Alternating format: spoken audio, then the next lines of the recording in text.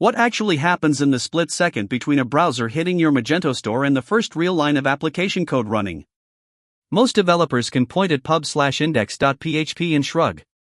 Today we open that file, and every file it leads to, and trace the exact boot sequence entry point, Bootstrap, the object manager, module registration, and the HTTP application using nothing but the real, current Magento source. Welcome to Magento Development Deep Dive. This is part 1 of a 50-part series that opens the real Magento 2 source code, file by file, and explains what it actually does instead of what the documentation summarizes. We're starting at the very beginning, the boot sequence. Every file and line number you see on screen today comes straight from tag 2.4.9 of Magento/Magento2 on GitHub, commit 755E34DD, so you can open the exact same source and follow along yourself. By the end of this part, 5 things should click. What pub/index.php actually delegates to, and in what order it happens. Why app/bootstrap.php exists as a separate file instead of living inside index.php directly. How the Bootstrap classes create method builds the object manager before a single line of your module's code runs. How a module tells Magento it exists at all, through registration.php and module.xml. And finally, what the HTTP application's launch method does to turn an incoming request into an actual response. This is the skeleton everything else in this series hangs off of. Strip away every detail and a single Magento request goes through 5 stages. Entry: the web server hands the request to pub/index.php, the one public PHP file in the whole install. Bootstrap: that file requires app/bootstrap.php, which sets up the autoloader and environment. Modules known: by this point every module's registration.php has already run, glob required through the autoloader, so Magento already knows every module that exists on disk. Object Manager: Bootstrap: create builds the dependency injection container that will construct almost every other object in the request. And HTTP dispatch: the HTTP application's launch method resolves the area, configures the object manager for it, and hands the request to the front controller. 5 stages, 1 request, and we're going to open the real source for every single one. A few things help before we dig in. PHP 8.1 or newer Magento 2.4.9 refuses to boot on anything older, and you'll see that. Check yourself in a minute. Either a real Magento 2.4.9 checkout on disk, or just the GitHub repository at tag 2.4.9 open in a browser tab, works fine for following along. It helps to have a rough sense of what dependency injection and PHP autoloading are, since Magento leans hard on both from the very first file. And you don't need any prior Magento experience. This episode exists specifically to build that mental model from the ground up, using the actual source instead of a diagram someone drew from memory. This is the entire logic of pub/index.php, Magento's public alias for the application entry point, word for word. It requires app/bootstrap.php. It calls Bootstrap: create, passing the root directory constant BP and the server superglobal. It asks that Bootstrap object to create an application of type Magento Framework App HTTP. And it runs that application. 4 real lines of logic decide how every single Magento page load begins. Everything else we cover today is what those 4 lines actually do underneath. App/bootstrap.php does a lot of environment setup. We won't dwell on a PHP version guard, WMASC handling, profiler wiring, but these 2 calls are the ones that matter architecturally. First, it requires app/autoload.php, which wires in Composer's class loader. Then it calls Bootstrap: populate autoloader, a static method that layers Magento's own directory-based mappings on top of Composer's.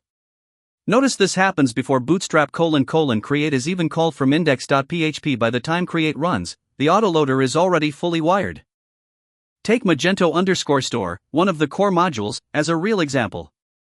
Its registration.php is one function call, ComponentRegistrar: register, telling Magento this is a module named Magento_store, and here is its absolute directory. Its module.xml is even smaller in the simplest case, just a name and an empty body, though it can also declare a sequence of other modules it depends on. Every module in Magento, core or custom, needs both files. Registration.php gets it onto Magento's radar. Module.xml gives it an identity the configuration layer can reason about. So who actually calls every module's registration.php? app/etc/non-composerComponentRegistration.php does, and it does it with brute force. It loads a list of glob patterns from registration_globlist.php, expands each pattern against the file system with PHP's glob function, and require once every matching file. That single sweep is what fires every modules, every themes, and every language package's registration call in one pass. And on the receiving end, ComponentRegistrar::register just writes the path into a static, in-memory array keyed by type and component name, no database, no cache, just a plain array that the rest of the framework queries by name for the rest of the request. This is Bootstrap::create, the static method index.php calls directly.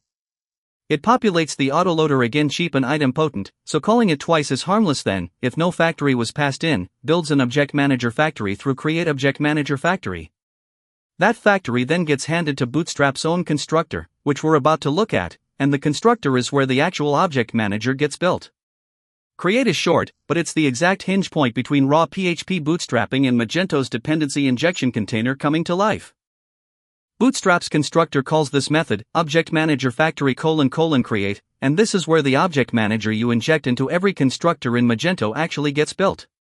Before this excerpt, it's loaded the deployment configuration and built class and relation definitions from the generated metadata cache. Then it assembles a shared instance as array deployment config, the DI configuration object, class definitions, and constructs the object manager itself, using a locator class name that's almost always Magento Framework ObjectManager. That instance gets registered back onto the factory, and from this point forward, everything else Magento constructs goes through it. Back in index.php, the last line calls bootstrap arrow run, passing in the HTTP application object. Here's what that method actually does. It starts the profiler, asserts the store isn't in maintenance mode, asserts it's actually installed, and only then calls application arrow launch, which is where the real work happens. Whatever launch returns is a response object, and run calls send response on it directly. Assert maintenance and assert installed both throw on failure, which is exactly why a fresh, uninstalled Magento checkout shows a specific error page instead of a blank crash. And this is launch, on the HTTP class that index.php named all the way back in step 1. It resolves the area code frontend, admintum, or a custom one from the request's front name. It sets that area code on the app state.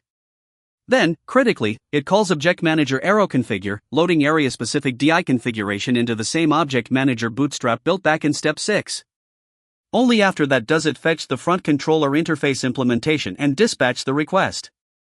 That configure call is easy to miss, but it's the reason a controller in the admintum area can get different class preferences injected than the exact same interface resolved on the frontend. A handful of things trip people up here.